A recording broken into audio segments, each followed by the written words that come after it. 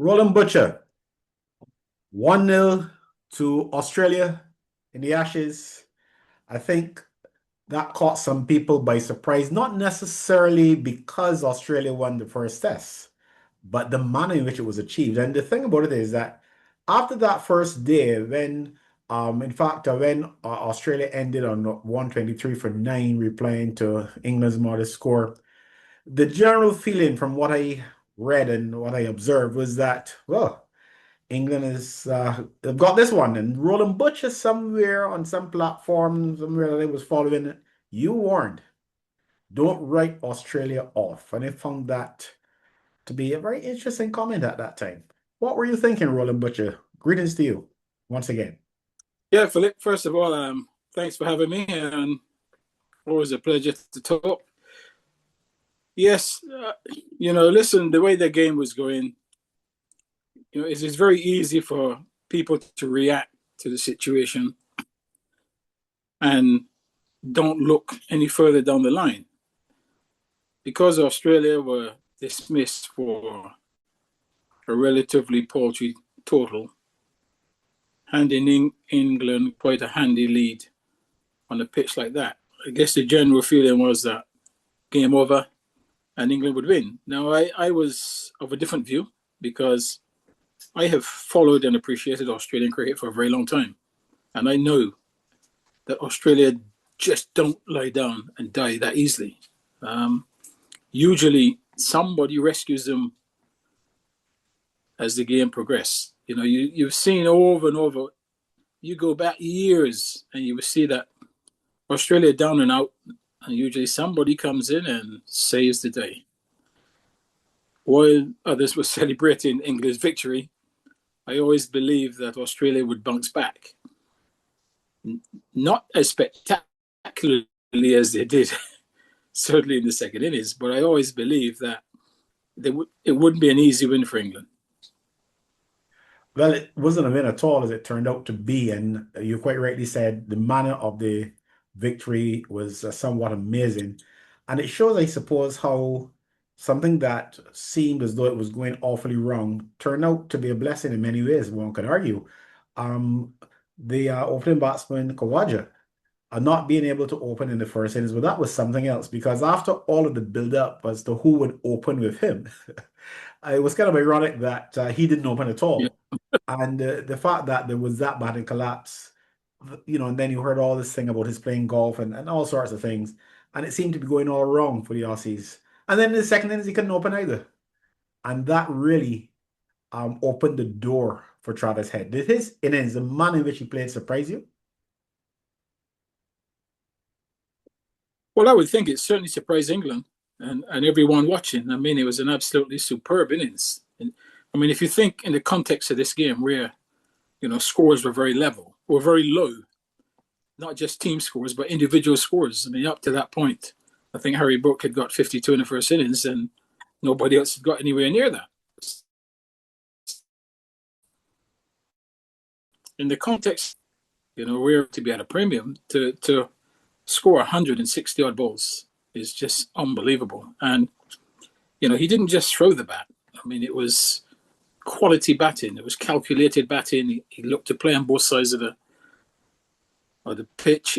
He seemed as if he knew every ball that was going to be delivered to him and always had a shot for it. So it was just an unbelievable innings. I think the Australian players would be the first to say that, they're also in shock at the quality of the innings.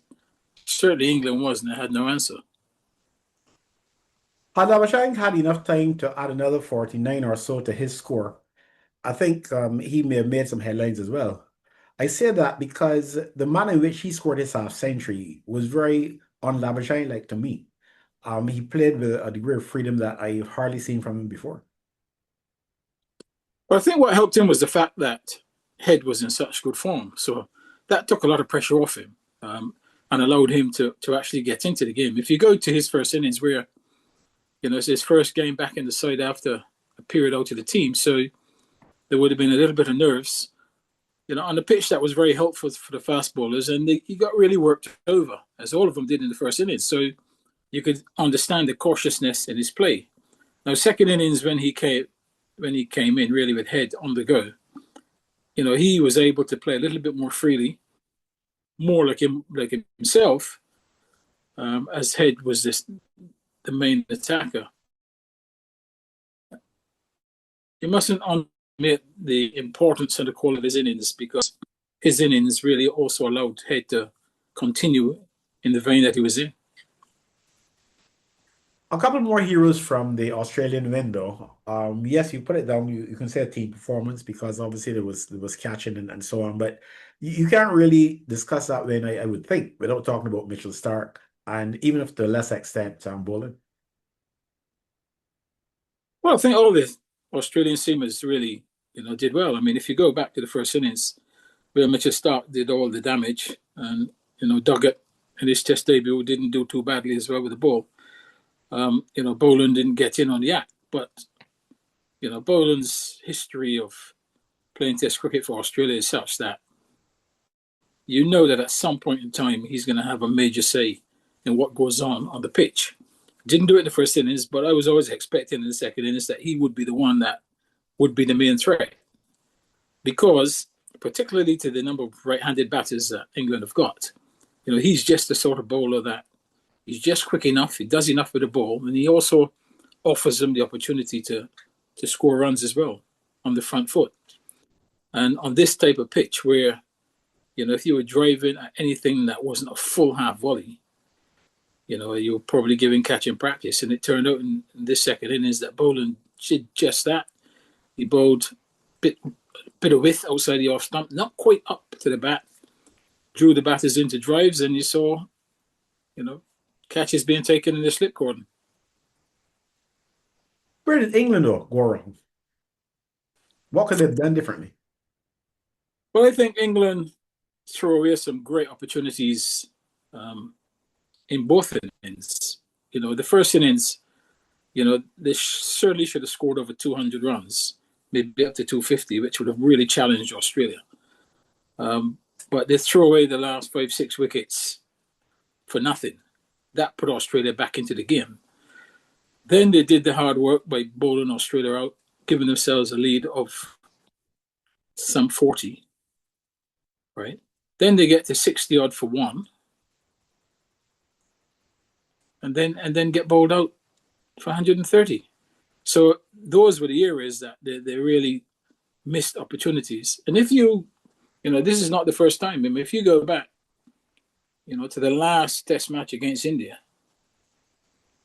where England batted magnificently in the second innings, chasing down a big total, and at the end should have cruised it, then they had a similar collapse right at the death and ended up losing the Test match and drawing the series. So what we have seen so far is that there is the possibility always that the way England play, that they could collapse and do it spectacularly.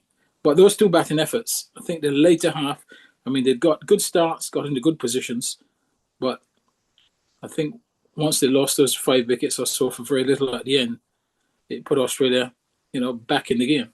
I think 200 was still always going to be, a challenging total in the second innings if the pitch remained the same. I think the pitch got better, certainly on day 2 for the batting, and 250 would have been challenging, particularly if you got head out early. But it turned out to be just not enough. Where does baseball fit into all this? Well, the common term is baseball. I think I really don't like the whole idea, the concept of calling it baseball. I think what, for me, is more important is that the coach is giving the players the freedom to be themselves and to express themselves, to look to put the opposition on the back foot. Don't wait to do anything, don't wait for things to happen. I think also against a team like Australia, they're not used to a team putting them on the back foot.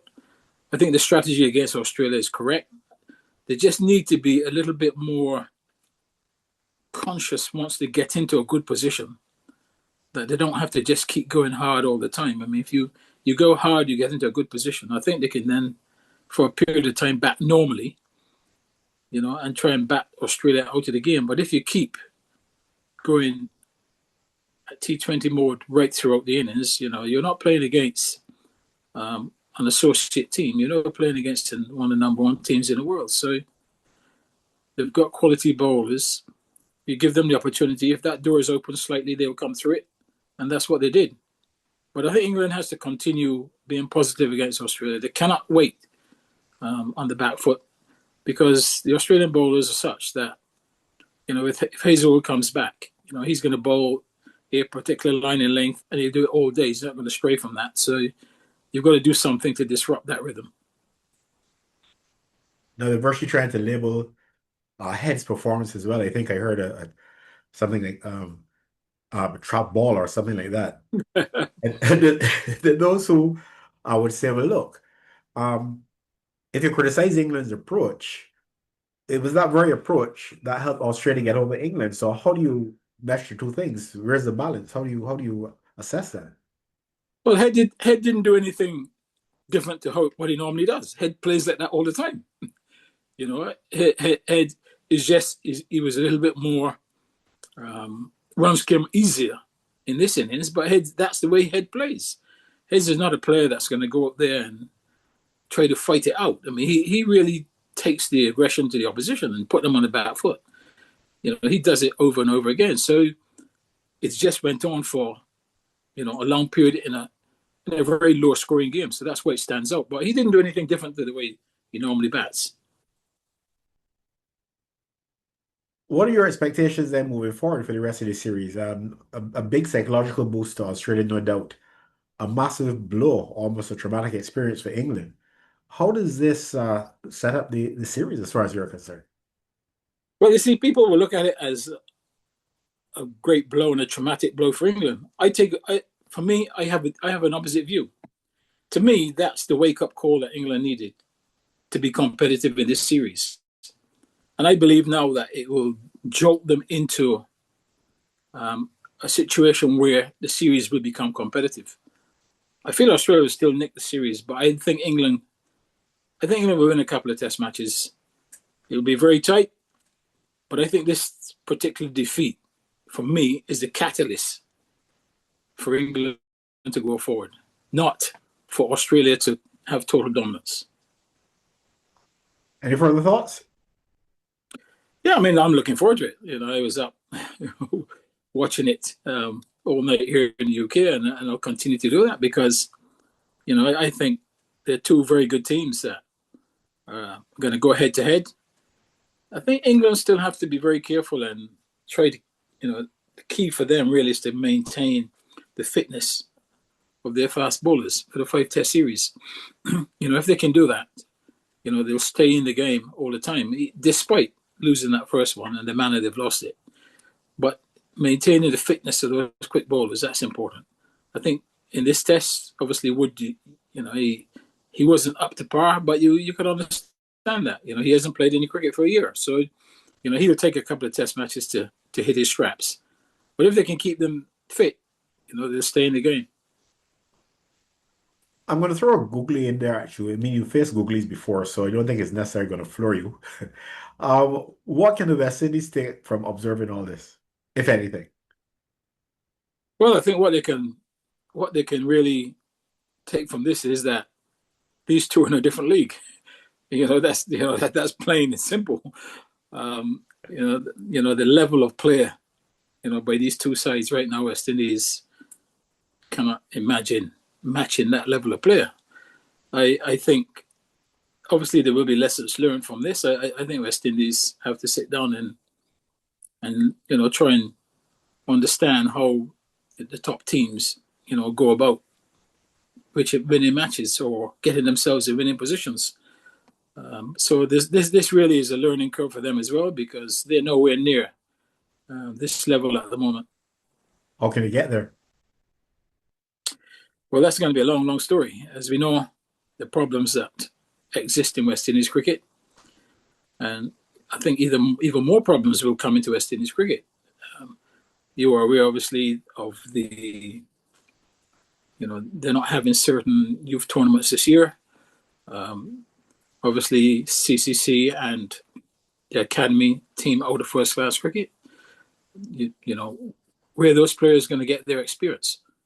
While it may be a short term fix in allowing them to spend less money, it's going to hurt West Indies in the long run, because you're going to have a whole heap of players sitting on the sideline, cannot play in their franchise team, not getting experience, getting a year older as their career progresses. So they've got real challenges on and off the field. The challenges on the field are bad enough. You know, New Zealand now test series coming up. That's going to be extremely difficult. But they've got other series after that. But the biggest problems is the development of those other players not in the senior side right now, and that's going to be their long-term problem.